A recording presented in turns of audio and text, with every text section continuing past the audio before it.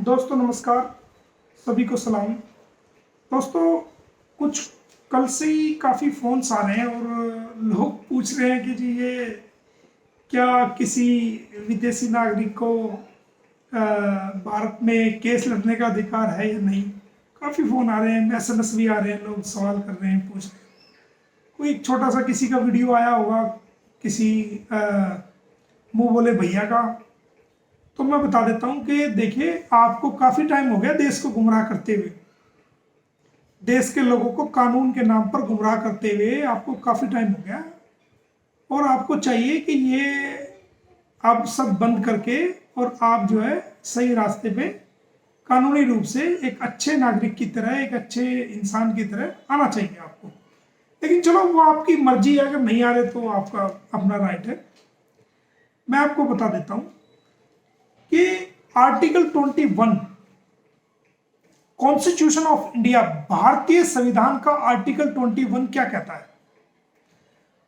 Article 21 कहता है protection of life and personal liberty.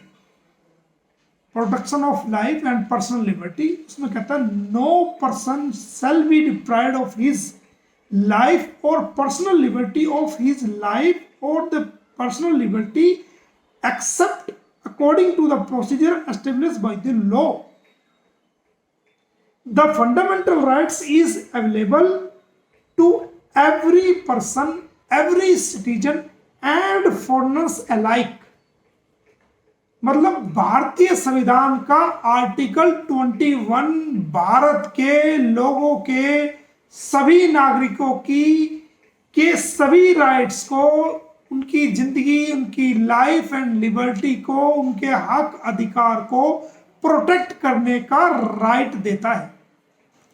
ना केवल भारत के लोगों को, एवरी पर्सन को, हर व्यक्ति में सभी लोग कवर हो जाते हैं। और स्पेशली इसके अंदर लाइन है कि जो फॉरेनर्स हैं उन लोगों को भी लाइफ एंड लिबर्टी को प्रोटेक्ट करने का भारतीय संविधान जो है वो अधिकार देता है। तो विदेशी नागरिकों को भी भारत में केस डालने का पूरा अधिकार है, क्रिमिनल केस करने का पूरा अधिकार है, सिविल राइट्स को करने का पूरा अधिकार है। और जो लोग ऐसा कह रहे हैं वो गलत है। 83 उन लोगों के लिए है जो कि भारत में व्यापार एक्सेट्रा करते हैं और जिनका पैसा फंस जाता है या जिनको सिविल राइट्स में रिकवरी राइट्स, पैसे की रिकवरी से संबंधित कोई मामला होता है, वो सीपीसी है। दो प्रकार की प्रक्रियाएं हैं, एक है सिविल राइट्स, एक है क्रिमिनल राइट्स।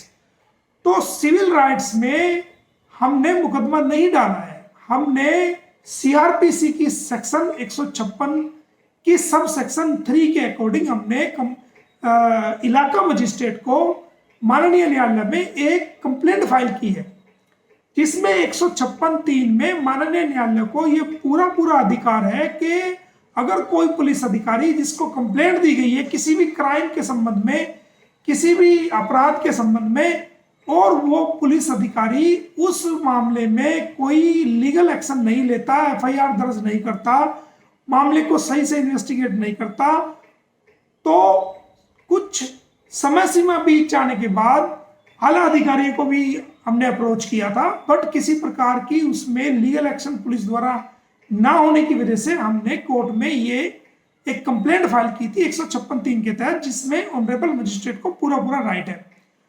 और गुलाम हैदर को राइट था, तभी तो ऑनरेबल मजिस्ट्रेट ने उसको सुनने के बाद एसएचओ जेवर को नोटिस जारी किया है। तो ये हमने जो कार्रवाई की है वो सीआरपीसी के तहत की है, और सीआरपीसी अलग है और आप हवाला दे रहे हैं 83 सेक्शन सीपीसी का। सीपीसी अलग है, ये सीआरपीसी है, आपको समझना चाहिए। दूसरी बात, सीपीसी में भी बहुत सारे मुकदमे मैंने फॉरेनर्स के डाल रखे हैं और वो हो रहे हैं और उनकी डिग्री भी हुई है। करोड़ों रुपए के करीब मैंने सीपीसी के अकॉर्डिंग ही मैंने लोगों को मुआवजा दिलवाया है।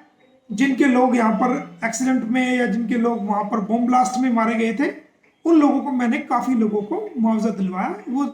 वो सभी न्यायालय से केस हुए हैं। तो देश को गुमराह आप ना करें, कृपया आपसे ये है कि आपको जितना गुमराह करना था आपने कर दिया, अब आगे लोगों को गुमराह ना करें। हमें पूरा राइट है, हम पूरी कार्रवाई कर रहे हैं। आप तो सिर्फ ये सोचिए कि आपको अब बचाव करना कैसे, आपको बचाव करना कैसे। ये तो रहा सवाल कि हमें राइट था नहीं था, उसका जवाब मैंने आपको दे दिया। इसके अलावा कुछ बातें और सामने आई है। कहा जा रहा है कि भाई हमें सीमा को हरास किया जा रहा है, सीमा को थ्रेट दिया जा रहा है, सीमा के बच्चों को खतरा है। तो हरास तो गुलाम हैदर हुआ है, जिसने 18 लाख रुपए का मकान 2 साल पहले सीमा को खरीद के दिया, और आनंद फानन में वो 12 लाख का बेच करके उसको बच्चे को लेकर के, और वो चारों बच्चे को लेकर के वो इलीगल तरीके से भारत में आ गई और इलीगल रिलेशन में रह रही है। तो वो कानून में कोई उसका तलाक नहीं हुआ। तो हरास तो वो गुलाम हैदर हुआ है, जो अच्छी वाली नौकरी सऊदी अरब में थी, जहां से वो हर महीने पैसे भेजता था, सीमा हैदर उससे पैसे लेती थी, वो नौकरी छूट गई, घर चला गया, उसके बच्चे चले गए। तो हरास तो गुलाम हैदर हो रहा है। और रहा सवाल धमकी का, तो कानूनी कार्रवाई तो आपके खिलाफ बनती है, हम कर रहे हैं। अगर आप इसको धमकी समझ रहे हैं, जो समझ रहे हैं आप समझते जाओ, हमें उससे क्या फर्क पड़ रहा है। लीगल कार्रवाई आपके खिलाफ की जा रही है और कर रहे हैं और आगे भी करेंगे जब तक गुलाम हैदर का राइट उसको नहीं मिल जाता। ये लीगल कार्रवाई जारी रहेगी। उसको आप धमकी समझो, जो मर्जी समझो, हमें इस बात से कोई लेना देना नहीं है। पर आप कहते हैं कि बच्चों को खतरा है। बच्चों को खतरा है, एक ऐसे बाप से है क्या जो खुद आंसुओं से रो रहा है अपने बच्चों के लिए, और हमारे भारत की जनता से हाथ जोड़ के वो अपील कर रहा है कि भाई मेरे बच्चे वापस दिला दो। हम भारतीयों को पुकार रहा है, हमारे भारत की यशस्वी प्रधानमंत्री जी को पुकार रहा है, हमारे मुख्यमंत्री उत्तर प्रदेश के योगी आदित्यनाथ जी को पुकार रहा है। तो वो तो एक कानूनी तरीके से चल रहा है और सरकार से कानूनी तरीके से मदद मांग रहा है, और उससे एक बाप को उसके बच्चों से या उसके बच्चों को उसके बाप से क्या खतरा हो सकता है। ये सब फिजूल की बातें हैं। वो एक आपने कहावत सुनी होगी, खिसियानी बिल्ली खंबा नोचे। अब कुछ सामने तो बन नहीं रहा, अब इस तरह की अनगढ़ बातें कहेंगे तो हमें पूरा राइट है। सीआरपीसी के तहत 156(3) में हमने फाइल किया है, और सिविल में भी हमें पूरा राइट है हर प्रकार के स्टेप लेने का। और आप सब ये देखेंगे कि हम सीपीसी के तहत भी मुकदमे फाइल करेंगे, और वो सब आपके सामने उसका रिजल्ट होगा। हम लोगों को गुमराह नहीं करते, जो कानूनी बात है उसको कहते हैं। और ऐसा हमें आर्टिकल 21 में फॉरेनर्स को भी राइट दिया गया है भारतीय सिटीजन के साथ साथ, और इसमें लीगल लड़ाई जारी रहेगी। किसी भी प्रकार का इसमें हम कमी नहीं करेंगे। और रहा सवाल बच्चों का, तो बच्चों की भी कस्टडी का हम देख रहे हैं, और हमारी पैनी नज़र है, लीगल हर तरीके से हम उसको देख रहे हैं। जल्द कोशिश करेंगे कि इस सीमा को कराएंगे जेल, और ये जाएगी जेल, और जो गुलाम हैदर है उसके बच्चों का हक उनको मिलेगा, ऐसा मेरा मानना है। और जो भारत के लोग